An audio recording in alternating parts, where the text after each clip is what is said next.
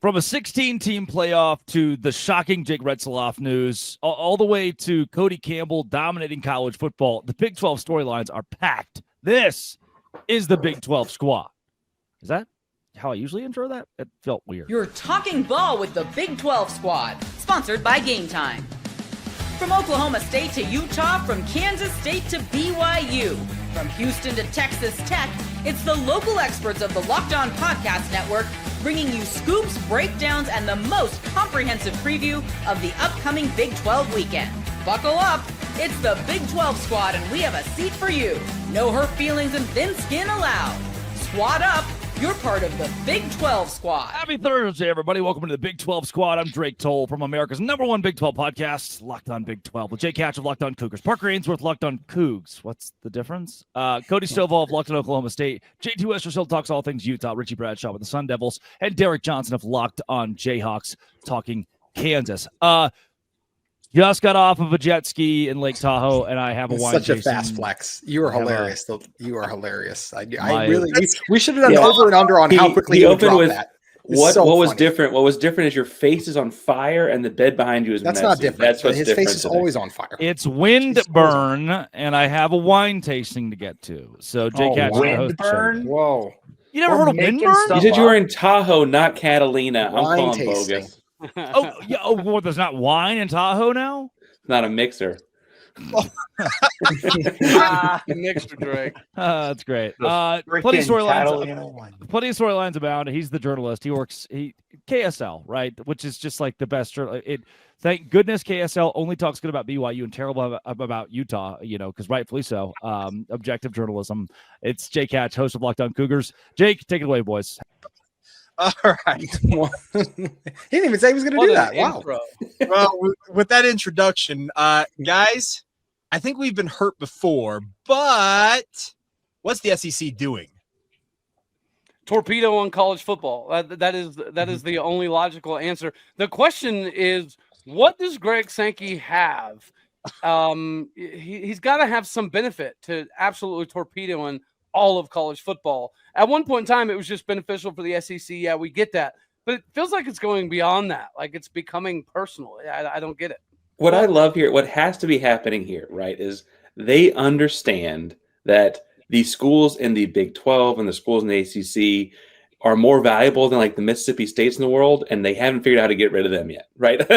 like if they thought those schools were more valuable, they would have already left. They haven't figured it out yet, and so they can't get rid of us. They can't do it because they know we're more valuable than the bottom tiers of their conference. Well, last week we talked about the pores. They haven't been able to find out how to get rid of their own pores. Let's just put it that way. Richie still feels his face when you say that every time. Okay, because the other thing about this, because it does feel like it's personal, because he's calling out the ACC and the Big 12, saying that their coordinated statement, and then we have the head of Big 12's PR arm say there was no such statement put out. We never made a statement.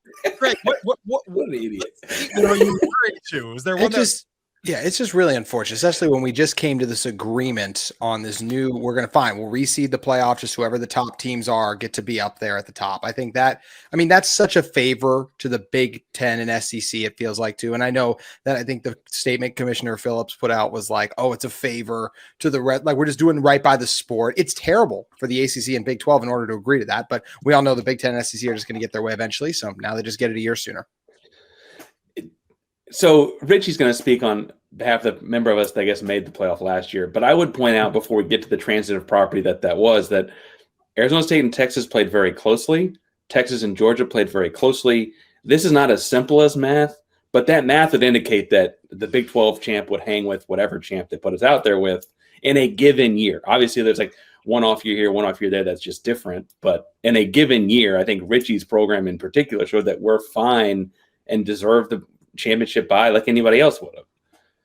Right. And let me add on to that, because when I was previewing ASU versus Texas, and Locked On Sun Devils was very popular in Austin, Texas for about a month-long period, the one thing that I repetitively was told over and over again is ASU does not have the personnel, the players to stack up with Texas. We don't have the NFL players. We're not big enough. We're not strong enough. We're not fast enough.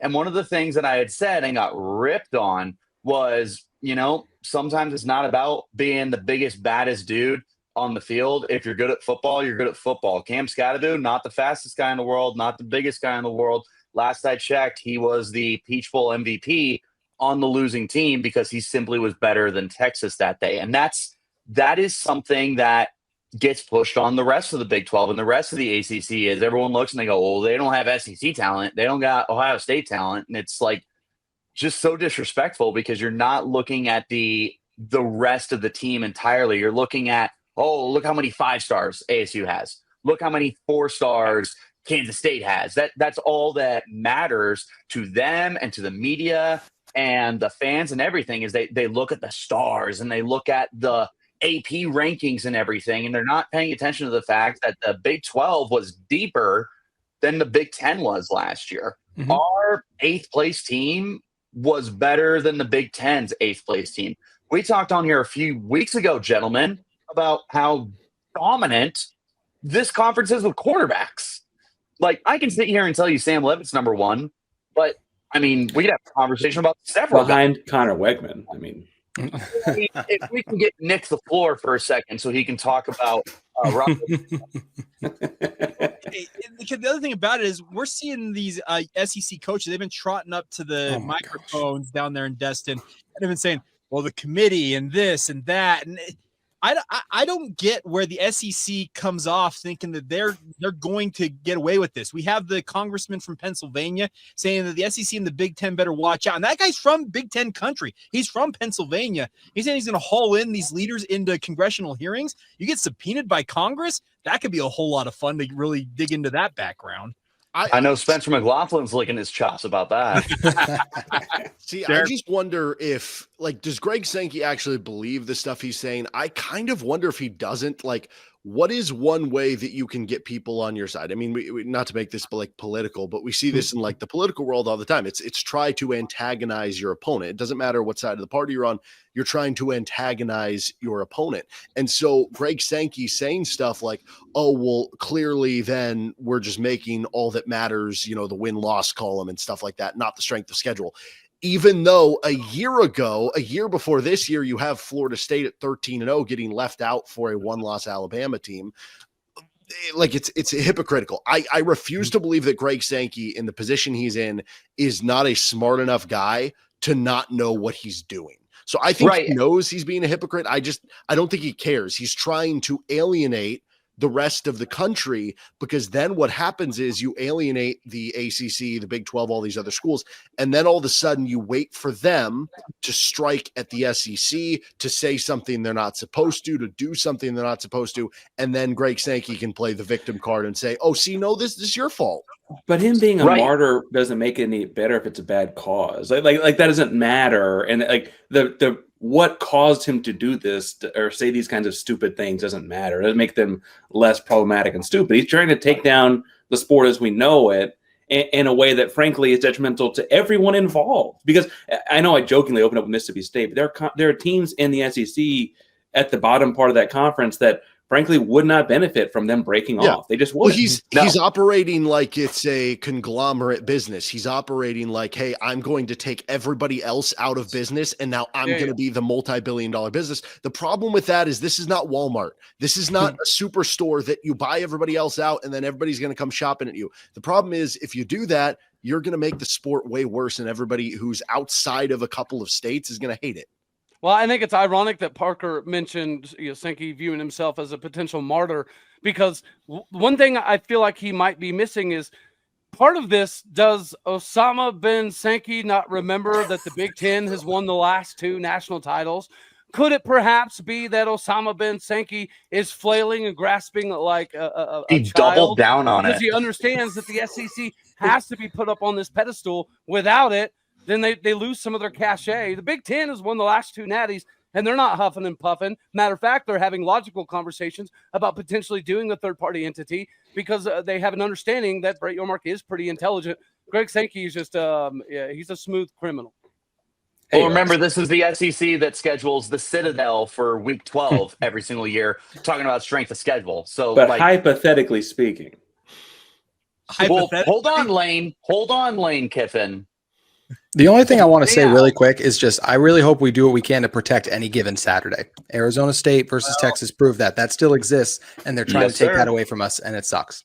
It's the best. Any given Saturday, it's what makes college football the best sport on planet Earth. And this conference the best too. Perfect. Yeah. Yes, it is. I Utah got to make it a want point. to be here, but I want to be here. They talk crap, but I honestly think that they kind of loathe the fact that the Big 12 is competitive every single week. Yeah, they have the major brands that carry a lot of the TV numbers, but if the Big 12 is constantly the conference that is the most entertaining, eventually those TV numbers have to be indicative of that. And I think Sankey is afraid of the Big 12 ever catching up. You know what else the Big 12 has for the Big 12 has this for TV numbers too, guys. Yep. Hey, Molly. All right. Great for TV numbers. Always great for TV numbers. Coming up next, a program that is obviously near and dear to my heart has a quarterback controversy, and it could open the door for a number of other Big 12 programs to take advantage. We'll get into that next as the Big 12 squad rolls on. And we're only getting started with FanDuel. Folks, the NBA playoffs are in full swing. They have been awesome. So have the Stanley Cup playoffs. Every night deserves and delivers highlight-worthy performances, major momentum shifts, and can't-miss moments. Whether it's a game-winning shot or a breakout player, there's never been a better time to get in on the action. FanDuel makes it easy to stay in the game before tip-off and live. Guys, live betting is such a game changer. You could be betting on player props and lines that are adjusting and adapting throughout the game. Sometimes you don't have a good feel before the game starts, but you get a hunch during the game. Performance trends, same game parlays. Fans have more ways than ever to play smart and win big. And if you're new to FanDuel, another great thing about FanDuel is whether you're an experienced sports bettor or you're just looking to get into it because you see all your friends having so much fun, it is so easy and it's so user-friendly. And it's the perfect time to sign up because when you head to FanDuel.com and place your first $5 bet right now, if it wins, you'll get $200 in bonus bets. Make every moment more with FanDuel, official sports betting partner of the NBA. All right, guys. Big news out in Provo, Utah last week. BYU quarterback Jake Retzlaff facing a civil lawsuit alleging, among other things, sexual assault by a woman almost 2 years ago, going back to November of 2023. Obviously, there's a ton of this that is still unknown, so many different layers to this in terms of when it's going to go to trial and all this. But the one thing, and Drake and I have done it, we did a crossover edition. The biggest thing is it opens the door for other Big 12 squads to potentially jump into a spot that a lot of people thought BYU was going to be in this fall, and that is as a Big 12 contender, because you don't have QB1 in Provo. It seems to be a problem. Hey, thankfully for you guys, Alan Bowman is ready, and he's been on an 8-year mission to get better. You guys love your missions. You love elderly quarterbacks. Still there. I have one for you. How many doctorates does he have? But They're running out of he might have scholarships. two. Yeah, he might have two. This did strike me though when we opened and Drake was like, "What's the difference between the two Cougars?" I'm like, the difference is that if this were happening in Houston, he would say it was consensual and probably just play, and there would be no question. I feel like Jake, you need to speak a little bit though to like how unique the BYU of this all, because just up the road, JT would not have quite the same issues. It would become a he said, she said, consensual, not consensual kind of thing. There'll still be issues, but I get what you're saying. Yeah, so here's the deal. BYU has the added layer of the honor code that they acquire of every student, including every student athlete that plays at BYU. The honor code forbids premarital sex, drinking, drugs, and other behaviors that are against those codes that they obviously require their students to abide by. And that adds the element here, because you mentioned that, Parker. Okay, you can allege sexual assault, but obviously the defense would be it's consensual sex. Well, here's the thing. Jake Retzlaff, his lawyer said he's factually innocent. A lot of people believe that his plea is going to be that it was consensual sex. The deal is, under BYU's guidelines, that's against the honor code, and that is grounds for A, suspension, and B, potentially expulsion from school. So I mentioned there's multiple layers to this. We have a legal element here. We have a moral element involving BYU, and we just have inside the university itself.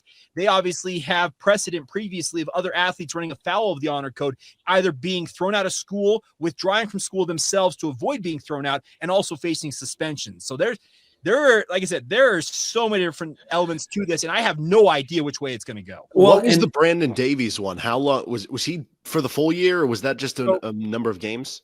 Davies withdrew from school late in that basketball season. That was Jimmer Fredette in 2011. He was actually he left school for an entire semester and then re-enrolled the following semester, essentially. So he missed about 6-ish months. Can't really do that in football, though. Exactly. And the other season. This being a civil lawsuit, I've had a number of legal experts say that the earliest this goes to trial is mid to late 2026. Well, that doesn't work with the timeline of this upcoming football season. No, and I want to stress though, while we're talking about going to trial and those kind of things, like we're all assuming innocent still proven guilty because that is the court of law. That's what we do here. And like obviously, if he's found guilty, like throw him under the stadium. That's a whole different thing, right? That's not what we're trying to say. But the BYU of it is what's interesting to me because they're clearly in an NIL game and going to have a quarterback involved. Like that doesn't seem like that doesn't seem like a question. But the BYU of it is also to me why.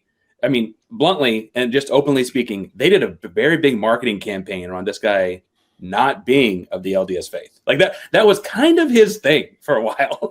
And now he's doing non-LDS things. And it's like, whoa there, man. Come on, he labeled himself the BY Jew. That was the nickname he appointed himself when he arrived in Provo. He's a very active member of the Jewish faith. He's obviously got that deal with Manischewitz, which is one of the premier brands of kosher foods out there. He traveled with Bob Kraft to New Orleans for the Super Bowl on Bob Kraft's dime. He just went to Israel with a number of his teammates for Athletes for Israel, which is they go over every year and run football camps. They pick one football team, and it was BYU this year. The interesting level to this, guys, is Derek, you talked about Brandon Davies. Brandon Davies was a really, really good basketball player. But remember, that was Jimmer Fredette. We're talking the best basketball player in the country that was on that team. We're not talking about QB1 of a team that went 11-2 and finished inside the top 15 last year. We have never seen an athlete of this high a profile in Provo, to your point, Parker, who has really become almost a national and international sensation in some ways, face what he's facing right now. And the timeline on this is completely undefined, and we're under 100 days till the football season begins. Yeah, it's hard to believe when you factor that part of it into too. Like we're 100 days away, and that this level of a story is not just rocked even the state, the school, but even the Big 12 itself has been absolutely. There's so much still to be determined about this, and it's just going to be very interesting to see how it all plays out, what the timelines are, Jake. And I also do want to just commend you, Jake. I think you've done a fantastic job covering all of this. People like to say certain things about our network as a whole and the coverage we provide. I was very proud to call you a colleague last week. I thought you did a great job covering all of this and knocking it out of the park. So I also just wanted to give you your flowers there, my friend. Look at that. A compliment from a youth. There we go. Somebody had mentioned NIL earlier. One and only, man. This has kind of always been an issue with collegiate athletes, and it definitely goes both ways. There's equal amounts of hearsay versus actual, tangible evidentiary proof. But nonetheless, this should be factored into NIL nowadays a little bit more so. Just like the NFL athletes, right? They have the conversations with them when you go through the drafting process, is you're going to put yourself out there to make more mistakes. I think with NIL, this is part of the conversation that needs to be had. If we're moving to an NFL model, these guys need to be aware that you have more cash attached to you now that you're in college, so you're more of a susceptible target. Well, and that's big time. Yeah, and that's the other thing is there are a number of Cougar fans out there, and I don't blame them for bringing this up, is why was this filed almost 18 months after the fact? Obviously, there was a criminal investigation done by Provo Police, and the quote from Provo Police Department was they had no actionable intel in terms of the investigation they had to move forward with anything. So like I said, the levels to this go deep, and there's it's absolutely insane to consider how many different things are gonna have to play out if Jake Retzlaff really ever hopes to see the field again for BYU. There's some pretty serious things leveled at the police, to your point, of in that article as well too. That's just a lot. There's a lot going on in that article. It's very, very sad, the state that we're in right now with everything that's going on. You've done a really good job of covering this, and can you explain a little bit? And I have questions about they kind of got her to say it was him at some point recently. And then how did that work? Because it wasn't that it wasn't reported because there was a DNA test done 18 months ago, but she didn't say who it was or something. Yeah, so initially she did not want to name who it was, and they had multiple victims advocates reach out to her, and they essentially had to go to her and say, hey, we've had reports of maybe another athlete who's been involved here. We want to see if it's the same name. And then she finally revealed the name. But then they've retracted that statement, so far as I'm aware, saying that they actually don't have corroborating, essentially, reports. They have a police report from that same period that they think is the same thing, but there's not names attached to it because this victim, the alleged victim, has never, I guess, to Provo Police Department's knowledge, ever positively identified to them who the suspect is. Oh.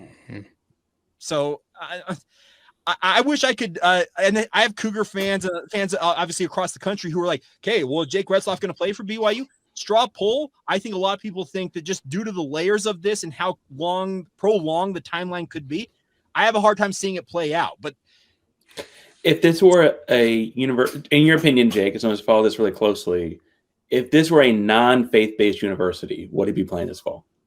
I think it's so long as he said that he did not do it. Yes, if it was a secular university, like if it was a secular university, but the fact that this is a faith-based element and a university that obviously espouses the ideals it does, and obviously has that honor code that plays into this and has precedent of A, suspending athletes, and B, having them either leave school or kicking them out, that indicates to me that Jake Retzlaff may have seen his final snaps in a collegiate uniform. Yeah, unfortunately, with the honor code thing, if nothing happens, it kind of takes a little bit of credibility hit.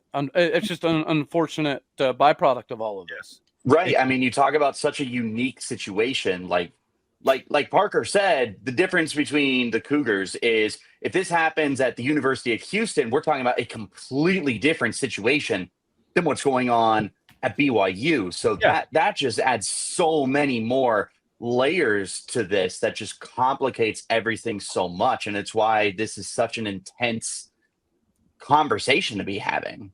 Yeah, well, we all know if he was playing for Georgia, this would have never even been a story. Nobody would have ever heard about it. Well, no, he'd be driving right now. He'd be driving. Right. Yeah. Him and Mike Gundy, man. Greg Sankey would have been approving the first ever non-athlete NIL deal. Oh, and if this were at Florida, we'd hear about it in 15 years when a teammate did something crazy for the Patriots.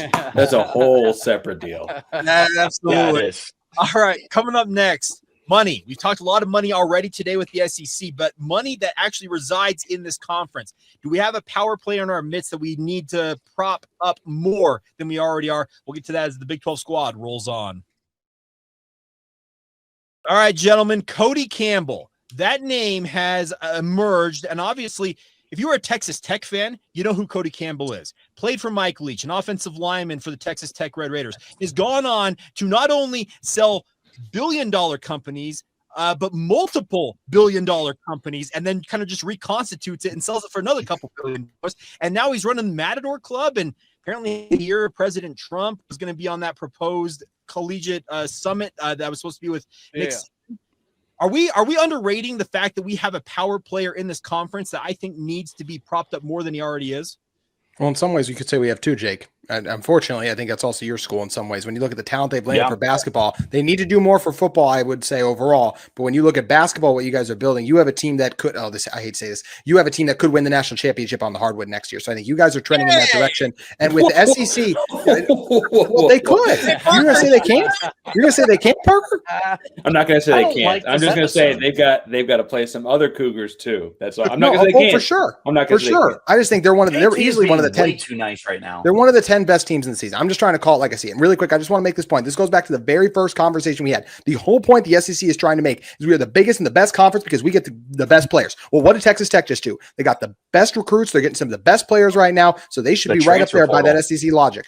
Yeah. Okay. So the transfer portal, especially, sorry, Jake, is you should not be able to compete with SEC teams when a top player enters the transfer portal. Alabama gives you a call. They say, hey, blah, blah, blah, 7 figures. Yeah, I'm going to Alabama. But when Texas Tech calls you, and Texas Tech isn't blue collar, right? They're not Alabama. They're not Ohio State.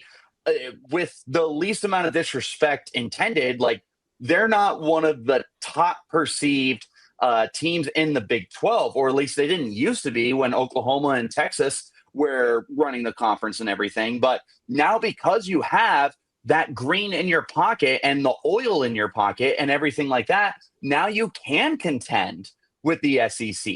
And that's something that I think, as Cody called him, Osama, whatever it was. Osama bin Sankey. There you go. Can we say that? They're going to bleep that every want to time, say right? it. I wanted him to say it. I did not want to say it. But, I mean, that's a real thing that we weren't seeing 5 years ago. You should not be able to contend with Alabama, Georgia, Florida when they're calling and throwing money at you. And yet here's Texas Tech with the best transfer class that the Big 12 has, one of the best ranked overall. Like, it's David Bailey's going to be a first-round pick.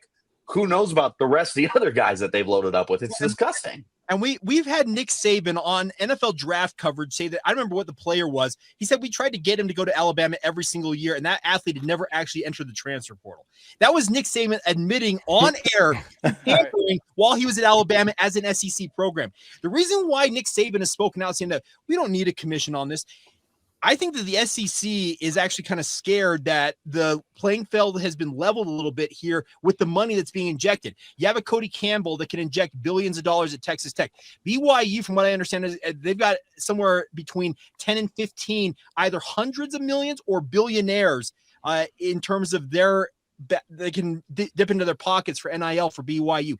That is going to level the playing field to a level that the SEC, I think, is frankly terrified of, because they want to continue to have the edge that they had, and Nick Saban had it for years and apparently doesn't mind admitting it after the fact. We are a couple months removed really quick from Alabama's athletic director saying we need more money, like putting a tweet out there to the fans. We need more money. I totally agree. I think there are several aspects about the current world of college football, like whatever someone else mentioned, the Big Ten has won the last 2 national championships, that scare the SEC. Yeah, and remember, this is the conference that prides themselves on it's just different. And now all of a sudden the Big 12 is right on their tails, and the Big 10 is as good as the SEC. I mean, I feel like we can make that argument, not even just because they won the last 2 national championships. I mean, I feel like if you stack some of the best Big 10 teams against the SEC, you're getting some pretty good competition. We saw that in bowl games. So, Illinois beat South Carolina. We saw Alabama lose to Michigan. Like, we've seen this. How So they have sweet the was same that to problem see the Illinois SEC spank them does. too? Oh, They're both That was a great hate watch. They're both power conferences that are super top heavy. Yeah, Right. So I've got a question for Derek here, because obviously you're more in the basketball vein of things. On my radio show, one of my hosts actually brought this up earlier this week. Hey, Parker, I'll get to you in a second. You actually can weigh in on this as well. I you would have a thought on this. Hold on, Parker. We have to go to the resident basketball guy, okay? So, I'm here. What do you got? With what Greg Sankey, essentially, he wants football to stand apart in the SEC. And the thought on my radio station was that, okay, if he wants to like hold football hostage, why doesn't Brett Yormark hold basketball hostage by saying, hey, we're the biggest and baddest in basketball. We're going to hold out on our end to make you guys obviously feel the pain. I know that Florida won the national championship, but the Big 12 top to bottom is a better basketball league. Why couldn't Brett Yormark hold that over their head? I do think he is trying to lean into that. I mean, when you look at some of the things that he has done with, I don't know, the Big 12 tournament, and like they were going to do that Kansas-Houston game in Mexico. That didn't end up obviously happening. Like, I think he is trying to steer into that. All of those rumors that came about, I don't know, a year or two ago of like, could they add Gonzaga? Could they add UConn? Right. I think there is a part of him that's like, hey, from an international perspective, if we can get this thing going, like basketball will pick up internationally more than football would. And maybe that's like in the same way that if you look at the MLB, like the Dodgers have cornered the market in Japan from picking up Shohei Ohtani, and then they add like all these other players like Yamamoto and on and on and on. If they can do something like that, like I think that's kind of the idea that you can grow it that way. The problem is, even if you have the best basketball league in the world, that is worth something. And I could see us getting to a point where the basketball rights and the football rights are split up instead of them just saying, hey, we're selling the Big 12 rights to ESPN for $40 million a year. It's going to be football sold for this, basketball sold for this, especially in a conference like the Big 12, where maybe they'll make more off that than other conferences will, but it's still going to be a drop in the bucket compared to Big 10 and SEC football is the problem. Parker, that brings me to this. You're the only guy on the show tonight that's in the state of Texas, obviously covering Houston. With Cody Campbell having the ear of the president, because he's golfed with President Trump, he's working apparently out there in Washington, D.C. in terms of wielding influence. Could he help drive things to help the Big 12 as a whole, even though he is very invested with Texas Tech in your mind?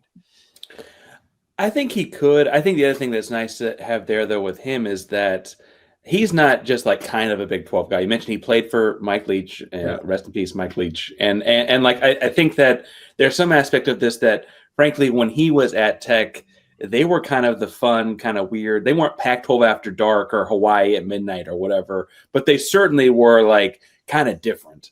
And I think he appreciates like that there's a conference of like kind of different football that, like, as JT said, any given Saturday, you're going to get absolute chaos in the Big 12, right? That's part of the fun. It's a bunch of quarterbacks throwing for 400 yards and Cam Scatterbo running like crazy. Like, it's a bunch of fun stuff happening every Saturday. I think having him connect Thomas in that way will help. I also think it's worth pointing out, though, that it's another billionaire.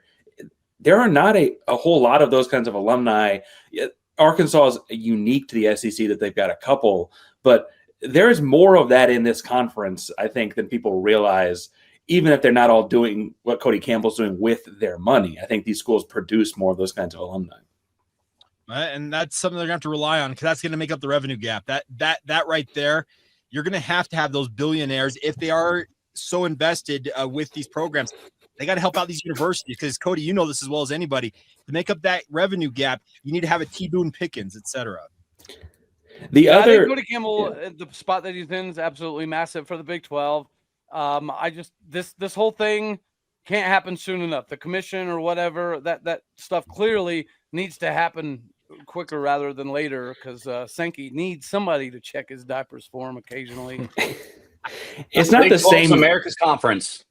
It's not the same role, but I would point out, while we're talking about, presidential connections to the Big 12, that he appointed Tillman Fertitta, like longtime Houston donor, big time Houston guy, as the ambassador to Italy. Like there's a connection that it's not the same. He's not asking for opinions on college football, but like clearly he has his eyes on Texas in that kind of way, at the very least, if not also the Big 12. People who wield influence, there's no doubt about that. And talk about Fertitta, billionaire, Boone Pickens, billionaire. Obviously, it was a big proponent. BYU's got theirs. I know with JT, I know that the Huntsman family's been very invested with the. So the nice part is, I guess it's a very good point. The Big 12's got a lot of big money boosters, and they're going to be required to keep this conference competitive for however long it goes. All right, gentlemen, I think we have. We didn't have as much hijinks as last week, so I think we got. We didn't talk about each other's hairlines or hats and all of that as much. I apologize. I've got a quick football focused question for y'all since last. You asked for it. All hairline, no hat. Oh, Jake Hatch. I don't see Drake here. So Drake here. All right, so denominator. All right, so I'm Jake Hatch. I cover BYU Locked On Cougars. That right next to me is Parker Ainsworth, Locked On Cougs. That's Houston, for those of you keeping track at home. Cody Stovall next to him, Locked On Oklahoma State. Just below him, JT Wisterso, all things Utah Utes with Locked On Utes. Richie Bradshaw, Locked On Sun Devils. And our man Derek Johnson out there in the Sunflower State covering the Jayhawks for Locked On Jayhawks. As always, thank you for tuning into the Big 12 squad. And as Drake likes to say, Dose Grande.